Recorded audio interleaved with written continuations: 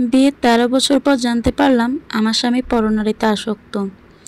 সে রাতটা ছিল ঈদের রাত।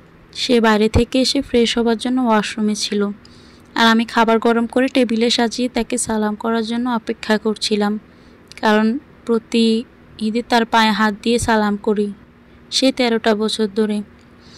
রাত আনুমানিক 12টা 30। আমি বসে আছি, এ সময় হঠাৎ তার ফোনে রিং বেজে উঠল। দেখলাম আননোন নাম্বার। পিক করলাম না। আননোন নাম্বার দেখে রেখে দিতে যাব এমন সময় মেসেঞ্জারে টুং করে শব্দ হলো। সচরাচর আমি তার মেসেঞ্জার চেক করি না, কিন্তু সে সময় ফোনটা যেহেতু হাতেই ধরা ছিল, মেসেজটা দেখার লোভ সামলাতে পারলাম না। যা দেখলাম তাতে আমার মাথায় আকাশ ভেঙে পড়ল। আমার স্বামী 12 বছর ধরে একটা মেয়ের সাথে প্রেমের সম্পর্কে জড়িত। সেখানে সব লেখা আছে, তারা কবে কোথায় দেখা করেছে, তার দেয়া গেঞ্জি পরে আজ তার সাথে দেখা করে এসেছে। সবটাই লেখা আছে। আরেকটা কথা বলা হয়নি, আমরা 4 বছর প্রেম করে পারিবারিক সম্মতিতে বিয়ে করি। আমাদের সংসারে 2টো সন্তান রয়েছে। আমি ও আমার স্বামী দুজনেই শিক্ষিত। আমি চাকরিজীবী। আমার স্বামী তেমন কিছুই করে না, ফ্যামিলি বিজনেস দেখাশোনা করে। তার বাবা অডেল সম্পত্তি ছিল। সে নেশাগ্রস্ত। নেশা করতে গিয়ে প্রায় 2 কোটি টাকার সম্পদ নষ্ট করে। যাই হোক, সন্তানদের মুখের দিকে তাকিয়ে তার সবটাই মেনে নিয়েছিলাম। তাছাড়া প্রচণ্ড ভালোবাসতাম তাকে। ভাবতাম একসময় সে নেশার জগৎ থেকে ফিরে আসবেই, কিন্তু এখন দেখছি একটা মেয়ের সাথেও জড়িত। মেয়েটি একজন মাদক ব্যবসায়ী, সেই সাথে একটা প্রাইভেট ক্লিনিকের আয়া। অনেকে অনেক সময় এসে বলতো আমাকে এই মেয়ের কথা, কিন্তু আমি স্বামীর প্রতি অগাধ বিশ্বাসের ভালোবাসা ছিল বলে কোনোদিন বিশ্বাস করিনি। যাই হোক, বাস্তব নির্মম সত্যিটা আজ আমার সামনে। যেটা ভয় পেতাম সেটাই হলো। তারপর আমি কি করলাম? আমি তার ফোনটা যথাস্থানে রেখে দিলাম। সে ওয়াশরুম থেকে বের হলে তাকে খেতে দিলাম। আমি তেমন কিছু খেলাম না। তার খাওয়া শেষ হলে তাকে রুমে ডাকলাম। বললাম, তোমাকে কিছু বলতে চাই। সত্যি সত্যি উত্তর দেবে, কোনো কিছু অস্বীকার করবে না, কারণ আমি সবটাই জানি। সে বলল, বলো। আমি বললাম, কোনো মেয়ের সাথে কি তোমার সম্পর্ক আছে? আমি তখন কেবল আল্লাহকে ডাকছিলাম যেন বলো সব মিথ্যা, কারণ তার মুখ থেকে এটা আমি সহ্য করতে পারবো না। সে বলে, হ্যাঁ আছে, তবে আজকের পর থেকে আর থাকবে না। আশ্চর্য হয়ে গেলাম, কীরকম অবলীলায় সে স্বীকার করে নিল। আমার পায়ের তলার মাটি সরে গেল। কোনো মতে জিজ্ঞেস করলাম, আজ থেকে ঠিক 12 বছর আগে তোমার ফোনে একটা মেয়ের মেসেজ দেখেছিলাম, সে মেয়েটাই কিনা? সে বলল, হ্যাঁ, সে মেয়েটাই। আমার চারিদিক অন্ধকার হয়ে গেল। নিজেকে কোনো মতেই সামলাতে পারলাম না। তবুও যতটা সম্ভব ঠান্ডা হয়ে তার ফোনটা নিয়ে তার সামনেই মেয়েটাকে ফোন দিলাম। তখন প্রায় রাত 2টো বাজে। রিং হতেই ওপাশ থেকে একটা ছেলে ফোন ধরল। বললাম, এটা কি নাদিয়ার নাম্বার? লোকটা বলল, হ্যাঁ। বললাম, আপনি কে? বলল, আমি তার স্বামী। বললাম, আপনি কি জানেন আপনার বউ একজনের সাথে প্রেম করে, নাকি নিজের বউকে বিক্রি করে দিয়েছেন? লোকটা বলল, কি যাতা বলছেন? এটা বলতে আমার হাজব্যান্ড আমার হাত থেকে ফোনটা নিয়ে আছাড় মেরে ভেঙে চুরমার করে ফেলল, আর আমাকে 2টো লাথি মেরে বিছানা থেকে নিচে ফেলে দিল।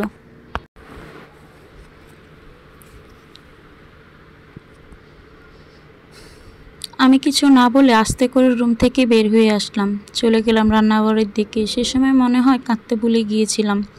বুকটা পাথর দেয়ালে হেলান দিয়ে বসে পড়লাম। মনে পড়তে লাগলো সেসব পুরনো দিনের কথা। সে সময় কলেজে পড়তাম। আমি শহরের কলেজে হোস্টেলে থাকতাম। খালাতো ভাইয়ের ফ্রেন্ড ছিল সে। সেখান থেকেই পরিচয়। 4 বছর প্রেম। একটা দিনও আমাকে না দেখে থাকতে পারতো না। প্রতিদিন দেখা হতো আমাদের। কলেজ ছুটি হলে আমি গ্রামের বাড়ি গেলে আমাকে বাসা পর্যন্ত রেখে আসতো। মাঝে মাঝে আমাকে এক নজর দেখার জন্য আমাদের গ্রামের বাড়ি ছুটে যেত 800 কিলোমিটার পথ পাড়ি দিয়ে। একসময় দেখলাম দুজনকে ছেড়ে থাকতে পারছি না। পারিবারিক সম্মতিতে হঠাৎ করে বিয়ে হয়ে গেল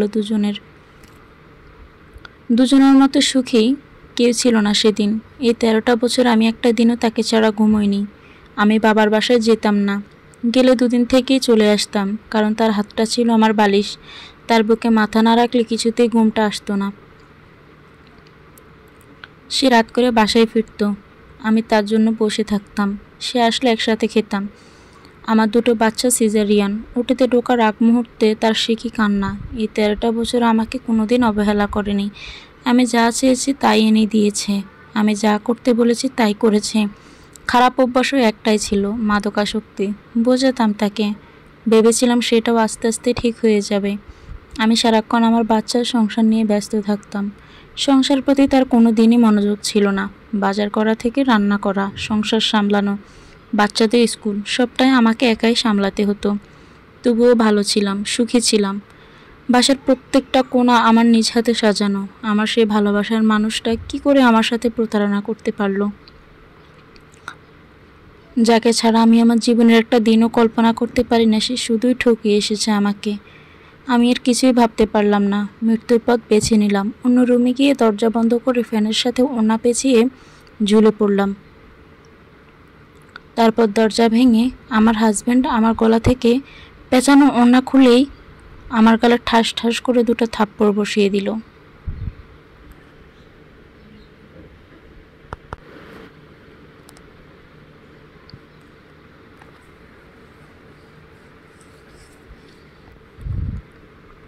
আমি 2 সপ্তাহ কানে শুনতে পাইনি। সেদিন সে আমাকে সরি বা জড়িয়ে না ধরে থাপ্পড় কেন মারল তা আমার আজও বোধগম্য নয়। কান্নাটা ছিটকে বের হতে চাইল, কিন্তু আটকে যাচ্ছিল, হয়তো অপমান আর অভিমানের চাপে। শুধু 2 চোখ দিয়ে অশ্রু আর বুক থেকে হেঁচকি উঠে আসছিল। যাই হোক, দরজা ভাঙার শব্দে আমার শাশুড়ি আর আমার 5 বছরের ছোট বাচ্চা জেগে গেল। আমার বাচ্চাটা জেগেই কান্না শুরু করে দিল।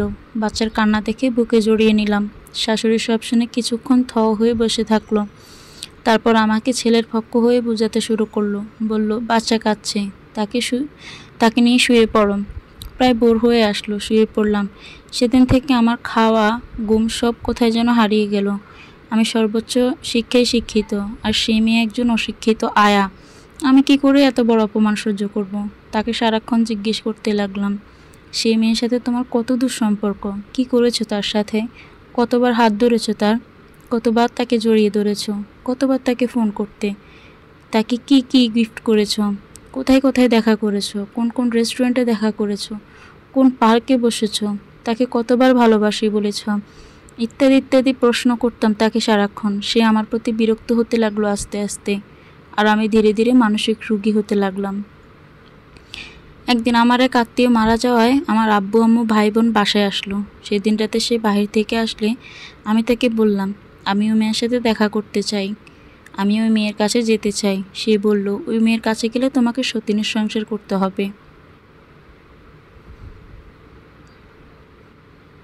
তা শুনে আমার পৃথিবীটা অন্ধকার হয়ে গেল। আবারও দরজা বন্ধ করে আমার নিজের গায়ে আমি আগুন ধরিয়ে দিলাম। আবারও আমাকে দরজা ভেঙে বের করলো, গায়ে পানি ঢেলে আগুন নেভালো। কিন্তু আমাকে ওই অবস্থায় রেখে সে বাসা থেকে বেরিয়ে গেল। আমার শাশুড়ি আমাকে বলল, তোমার প্রতিদিনের নাটক আর ভালো লাগে না। তোমার জন্য আমার ছেলে বাসা থেকে বেরিয়ে গেল। যাও, যেখান থেকে পারো আমার ছেলেকে ফিরিয়ে নিয়ে এসো।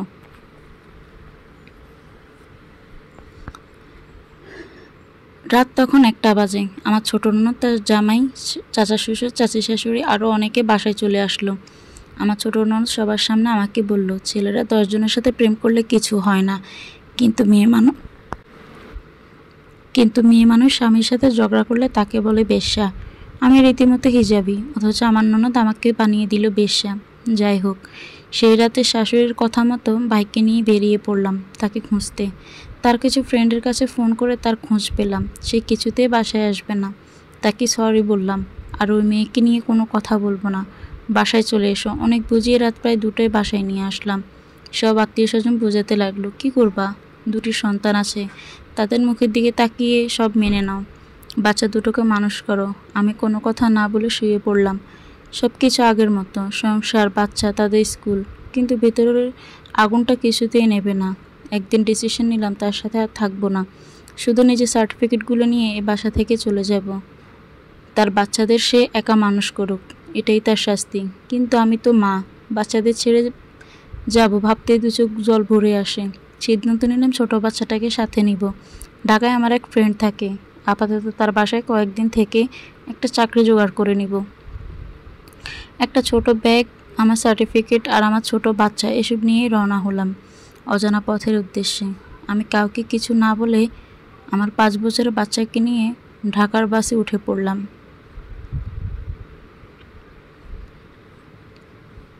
বাসে ওঠার কিছুক্ষণ পরেই সবার কল আসতে লাগলো। ফোনটা কিছুক্ষণ অফ করে রাখলাম, শুধু ফেসবুকে একটি স্ট্যাটাস দিয়েছিলাম, আজ থেকে আমি কারো নই, কেউ আমাকে খুঁজবে না। কিন্তু আমার বাচ্চাটা গাড়িতে ওঠার পর থেকেই কাঁদতে লাগলো, বারবার জিজ্ঞেস করতে লাগলো আমাকে, তুমি কোথায় নিয়ে যাচ্ছ? বললাম আমরা বেড়াতে যাচ্ছি।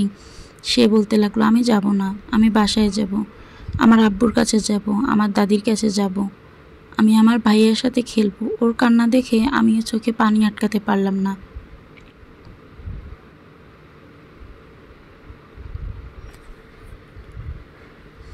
কাঁদতে কাঁদতে একসময় আমার ছেলে ঘুমিয়ে পড়লো। ফোনটা খুললাম, সবাই কল করছে, আব্বু আম্মু ভাই বোন শাশুড়ি হাজব্যান্ড, কারো ফোন পিক করলাম না, বারবার কল দিয়েই যাচ্ছে। শুধু ছোটো বোনের ফোনটা রিসিভ করে বলে দিলাম আমি ভালো আছি, আব্বু আম্মুকে টেনশন করতে নিষেধ করিস, তার এত বড় অন্যায় মেনে নিয়ে তার সাথে আর এক বাসায় থাকা সম্ভব না। বলেই লাইনটা কেটে দিলাম। সারাটা রাস্তা চোখের পানি আটকাতে পারলাম না। বাসের লোকজন বারবার ঘুরে ঘুরে তাকাচ্ছে আর চোখে, তবুও নিজেকে সামলাতে পারছি না। মনের ভেতর তোলপাড় শুরু হয়ে গেছে। নিজের তিলে তিল করা সাজানো সংসার, ভালোবাসার মানুষ, যাকে ছাড়া আমার ঘুম আসে না, তাকে ছেড়ে আমার আরেকটা সন্তান, তাকে ছেড়ে আমি থাকবো কেমন করে? তবু আর কোনো কম্প্রোমাইজ নয়, কিছুতেই তার বাসায় ফিরবো না আমি।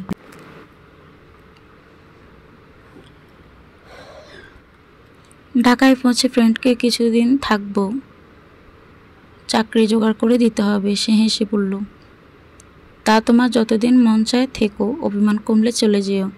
কিন্তু সমস্যায় পড়লাম আমার বাচ্চাকে নিয়ে। সে কেঁদেই চলেছে একইভাবে, কিছুতেই থামবে না। এখানে সারাদিন কাঁদলো, কিছুই খাওয়াতে পারলাম না, একটানা কেঁদেই যাচ্ছে। কি করব কিছুই বুঝতে পারছি না। বিকেলের দিকে আমার বাচ্চার মুখটা কেমন যেন ফ্যাকাশে হয়ে পড়লো। আমি ভয় পেয়ে গেলাম।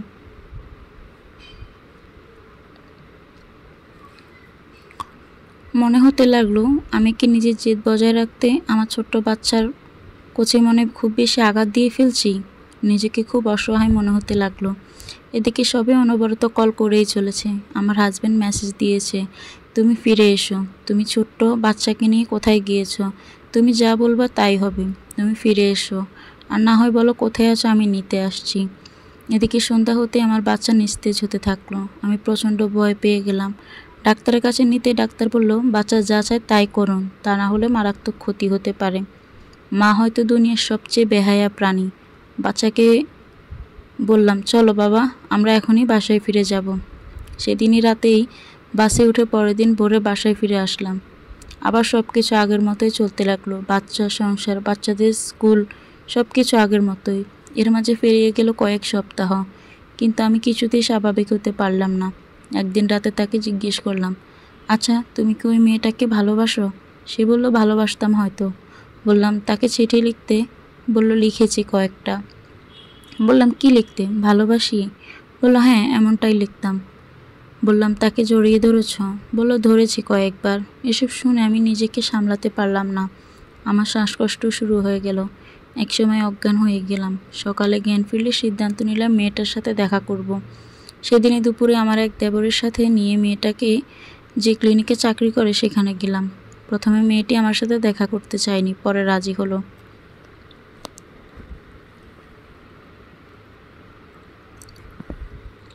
মেয়েটিকে দেখে আরও অবাক হলাম। আমার হাজবেন্ডের যে কিনা মাশাল্লাহ লম্বা, স্মার্ট, হ্যান্ডসাম, এক কথায় সুন্দর সুপুরুষ, সে কিনা এরকম কুচকুচে কালো খাটো একটা মেয়ের সাথে প্রেম করছে 12টা বছর ধরে। ছি, শুনেছি মেয়েটার পেছনে লক্ষ লক্ষ টাকা খরচ করছে। মেয়েটাকে বাড়ি বানিয়ে দিয়েছে, ছেলের পড়ার খরচ সে দেয়, এমনকি মেয়েটার স্বামীর হাতে রাখতে একটা অটো রিক্সাও কিনে দিয়েছে। যাই হোক, মেয়েটাকে ডেকে বললাম, দেখো, আমার হাজব্যান্ডের মতো লোকেরা তোমাদের মতো মেয়েদের কখনোই বিয়ে গড়ে তুলবে না, শুধু তোমাদের ইউজ করবে। আর তুমি কেন আমার হাজব্যান্ডের সাথে সম্পর্ক রাখছো তা আমি খুব ভালো করেই বুঝি। তোমার যত টাকা লাগা আমি দেব, তোমার সংসারের সব খরচ আমি দিব, তোমার ছেলের পড়ার খরচও আমি দেব, তোমার যখন যা লাগবে আমি দেব। আমি হাত জোর করে মিনতি করছি, তুমি আমার স্বামীর জীবন থেকে, আমার জীবন থেকে সরে যাও, কারণ আমি আমার স্বামীকে প্রচণ্ড ভালোবাসি, তাকে ছেড়ে আমি থাকতে পারবো না। মেয়েটি হেসে বলল, আপনার টাকা আমার লাগবে না, পারলে নিজের স্বামীকে বেঁধে রাখেন। আর একটা কথা, আমি ইচ্ছে করলে আজই আপনার স্বামীকে বিয়ে করতে পারি, আপনার স্বামী আমাকে বিয়ে করতে বাধ্য, কিন্তু আমি তা করব না। কারণ আমি আমার ছেলেকে খুব ভালোবাসি।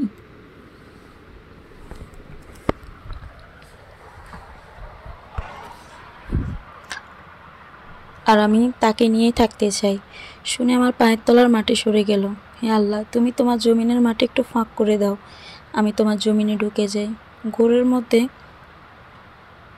বাসায় চলে আসলাম। ভাবলাম এই জীবনের কোনো মূল্য নেই, অতটা সহ্য ক্ষমতা আমার নেই। আমার কাছে পৃথিবীটা অর্থহীন মনে হলো। আবারও সুইসাইড করার সিদ্ধান্ত নিলাম। সেদিন রাতে 30টা ঘুমের ওষুধ খেয়ে নিলাম। আস্তে আস্তে আমার শরীরটা নিস্তেজ হতে থাকলো। দুটো চোখ বন্ধ হয়ে আসলো। শুধু আমার দুটো সন্তানের মুখে চোখের সামনে ভাসতে লাগলো। হঠাৎ মনে হলো, আমি যদি আজ মরে যাই, কে দেখবে আমার সন্তানদের? আমার ভাই তখন বাসায় ছিল। কোনোরকম তাকে ইশারায় ডেকে বললাম, আমি অনেকগুলো ঘুমের ওষুধ খেয়ে নিয়েছি, কি করব? তারপর কি হলো জানি না। 2 দিন পর চোখ মিলে দেখলাম আমি হাসপাতালে। হাসলাম মনে মনে, বেঁচে আছি এখনো। আমার 2 সন্তানকে দেখতে চাইলাম, তারা সামনে আসলো, বুকে জড়ালাম। আবার সে বাসায় ফিরে আসলাম। আব্বু আম্মু অনেকবার তাদের বাসায় নিয়ে যেতে চাইলো, আমি যেতে চাইতাম না, কারণ তাকে ছেড়ে আমি থাকতে পারবো না। কিন্তু আস্তে আস্তে আমি অসুস্থ হয়ে পড়লাম। কোনো খাবার গলা দিয়ে নামতো না, আর 2 চোখের ঘুম হারিয়ে গেল। সংসারের প্রতি, বাচ্চাদের প্রতি সব আকর্ষণ হারিয়ে গেল। কিছুই ভালো লাগে না, রান্না করি না, বাচ্চাদের দেখি না। বেশিরভাগ সময় ওরা হোটেল থেকে খাবার কিনে খায়। বাচ্চার পড়া দেখি না, পরীক্ষার রেজাল্ট খারাপ হতে লাগলো। বাচ্চারা ধীরে ধীরে, আমি মানসিক ভারসাম্য হারাতে লাগলাম। মেডিসিনের ডাক্তার, মানসিক ডাক্তার, কোনোটাই বাদ থাকলো না। এই ডাক্তার ওই ডাক্তার, কোনো ডাক্তারই বাদ থাকলো না। কিন্তু হায়, কোনো ডাক্তার আমাকে সুস্থ করতে পারলো না। কোনো ডাক্তারই কড়া কড়া ঘুমের ওষুধ দিয়েও ঘুম এনে দিতে পারলো না, আমাকে খাওয়াতে পারলো না। আমি আরও অসুস্থ হয়ে পড়লাম, বিছানা থেকে নামতে পারতাম না। আরও বড় বড় ডাক্তারের কাছে নিয়ে যাওয়া হলো। শুধু এটুকু খুব ভালো মতো মনে পড়ছে, ডাক্তার জিজ্ঞেস করতো, তোমার কি হয়েছে মা, বলো তো? আমি বলতে বলতে কেঁদে ফেলতাম, আর আমার সাথে সাথে ডাক্তারও চোখের পানি আটকাতে পারতো না। এভাবে কেটে গেল কয়েক মাস। আমার হাজব্যান্ড আমাকে নানানভাবে সুস্থ করতে চেষ্টা করতো। সবাই বাইরে নিয়ে যেত, যেসব আমি পছন্দ করতাম, যেমন গভীর রাতে নদীর ধারে যাওয়া, ফুটপাতের দোকানে বসে চা খাওয়া, রাস্তায় দাঁড়িয়ে ফুচকা খাওয়ানো। কিন্তু কোনো কিছুতেই আমার মন ফেরাতে পারলো না। তাকে আজও প্রচণ্ড ভালোবাসি, কিন্তু তার কাছে যেতে গা ঘিন করত। তার মুখের দিকে তাকালে ওই মেয়েটার মুখ ভেসে উঠত। ঠিক এমন একটা অবস্থায় আমার সমবয়সী একজন দেব ছিল। সে মাঝে মাঝে আসতো।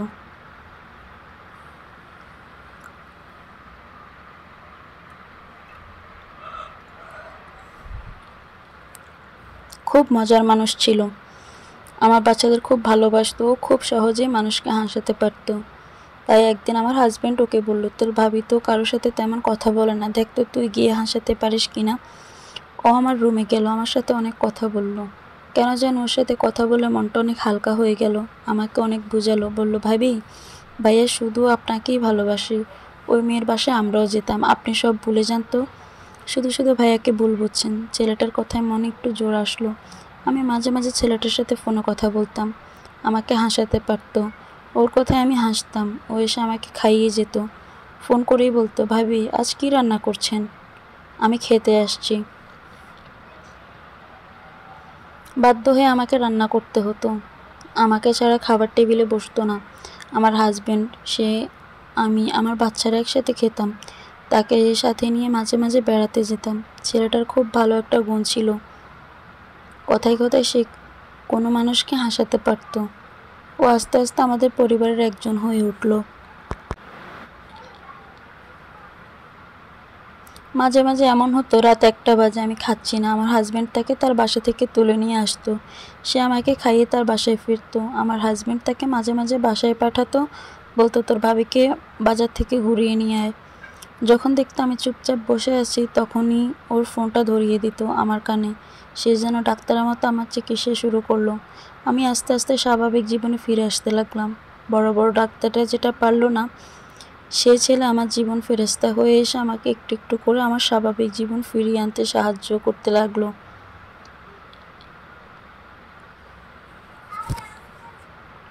আমি তার কাছে সারা জীবন কৃতজ্ঞ থাকব। এর মাঝে ৫-৬ মাস কেটে গেল, কিন্তু আমার মাথায় একটা দুষ্ট বুদ্ধি খেলে গেল। সেটাই হয়তো আমার জীবনের সবচেয়ে বড় ভুল সিদ্ধান্ত ছিল। সে সময় আমার মাঝে চরম প্রতিশোধ নেবার প্রবণতা জেগে উঠল। সিদ্ধান্ত নিলাম যে আগুনটা আমার বুকে দাউ দাউ করে জ্বলছে, সেই আগুন আমি তার বুকে জ্বালিয়ে দিব। আমি সেই ছেলেটার সাথে আলোচনা করলাম, বললাম আমার সাথে তোমাকে একটা নাটক করতে হবে, প্রেমের নাটক। আমি সেই দিন শান্তি পাবো যেদিন আমার হাজব্যান্ডকে কেউ বলবে তোমার বউ পরকীয়া করছে। ছেলেটি প্রথমে কিছুতেই রাজি হলো না, পরে আমার অনেক রিকোয়েস্টে রাজি হলো। ও বলে রাখা ভালো, ছেলেটা বিবাহিত। শুধু একটা মাস আমি ওর সাথে বিভিন্ন রেস্টুরেন্টে বসতাম, একসাথে সময় কাটাতাম, ফোনে কথা বলতাম। আমার হাজব্যান্ডকে দেখিয়ে এমতে কথা বলতাম ভিডিও কলে, কিন্তু সবটাই ছিল সাজানো নাটক। তার সাথে কিছু সেলফি তুললাম, আর সেগুলো আমার হাজব্যান্ডের মেসেঞ্জারে পাঠাতে বলতাম। আমার হাজব্যান্ডকে তার ফ্রেন্ডরা এসে বলতে লাগলো তোর বউ পরকীয়া করছে।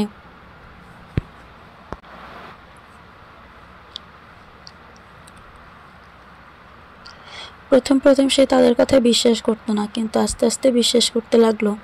আমি যখন দেখলাম আমি আমার পরিকল্পনায় সাকসেস, তখন সবটা আমার হাজব্যান্ডকে খুলে বললাম বুঝতে পারছো তো কতটা কষ্ট, কতটা যন্ত্রণা হয় বুকের ভেতর, কতটা আগুন জ্বলে। কিন্তু আমার হাজব্যান্ডকে আর কিছুতেই আমাকে বিশ্বাস করাতে পারলাম না। আমার শ্বশুর বাড়ির লোকজন বলতে লাগলো এই মেয়েকে নিয়ে সংসার করতে পারবি না, সে এখন খারাপ মেয়ে, তাকে ডিভোর্স দিয়ে দে, তোকে আরও সুন্দরী মেয়ের সাথে বিয়ে দিয়ে দিব, আর অনেক টাকাও পাবি।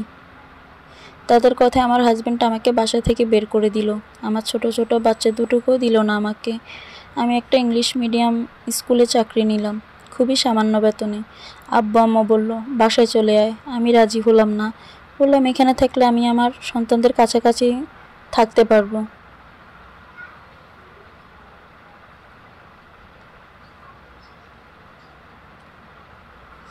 আমি তাদের স্কুলে গিয়ে কোচিংয়ে গিয়ে দেখে আসতাম, মাঝে মাঝে লুকিয়ে আমার হাজব্যান্ডকেও দেখে যেতাম। তাকে দুদিন না দেখে থাকতে পারতাম। আমার বাচ্চারা দেখা হলে বলতো আম্মু তোমার জন্য ওরা আমাদের কাঁদতেও দেয় না, আমরা লুকিয়ে কাঁদি। কথাটা শুনে বুকটা ফেটে যেত। বেহায়ার মতো ফোন করে বলতাম আমি কিছু করিনি, প্লিজ আমাকে বাসায় আসতে দাও, আমি কাজের মেয়ের মতো হয়ে থাকবো, তবু আমার সন্তানদের কাছে থাকতে দাও। সে বলল এক শর্তে বাসায় ঢুকতে দেব, ওই ছেলেকে সবার সামনে তার গালে চড় মারতে হবে, আর তার নামে থানায় কেস করতে হবে, মামলা দিতে হবে, সে তোমাকে ডিস্টার্ব করে আর 2 লাখ টাকা হাতিয়ে নিয়েছে, এটাও বলতে হবে। আমি মা, আমি বেহায়া মা, পৃথিবীর সবচেয়ে বেহায়া প্রাণী হলো মা। সন্তানদের মুখের দিকে তাকিয়ে বললাম তোমার সব শর্ত মানব, আমাকে আমার সন্তানদের কাছে যেতে দাও প্লিজ। যদিও নিজের মাঝে অপরাধবোধ কাজ করছিল, কারণ সেই ছেলের তো কোনো দোষ ছিল না। সে যা করেছে আমার কথাই করেছে, বড় কথা সে আমাকে নতুন জীবন দান করেছে। আমি কি করে তার এত বড় ক্ষতি করব? এখানে আরেকটা কথা বলা হয়নি, আমার হাজব্যান্ড বর্তমান ক্ষমতাসীন দলের রাজনৈতিক নেতা।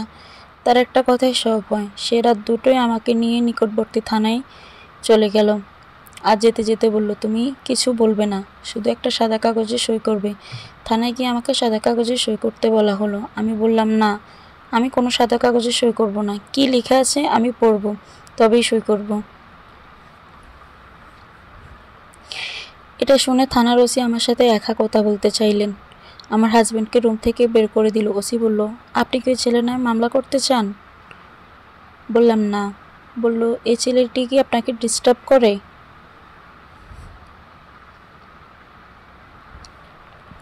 আপনার কাছে টাকা চাই? বললাম না। বললো তাহলে এত রাতে থানায় কেন এসেছেন? বললাম আমার হাজব্যান্ড আমাকে জোর করে নিয়ে এসেছে, তাছাড়া ওই ছেলের কোনো দোষ নেই, ও যা করেছে আমি করতে বলেছিলাম বলে করেছে, আমি কেন তার বিরুদ্ধে মামলা করব? ওসি বলল ওকে আপনি যেতে পারেন। কোনো মামলা না করে বাসায় চলে আসলাম। আমার শাশুড়ি বলল এই বাজে মেয়েকে কেন এখানে নিয়ে এলি, টাকা করে দিয়ে এখনই বিদায় করে দে।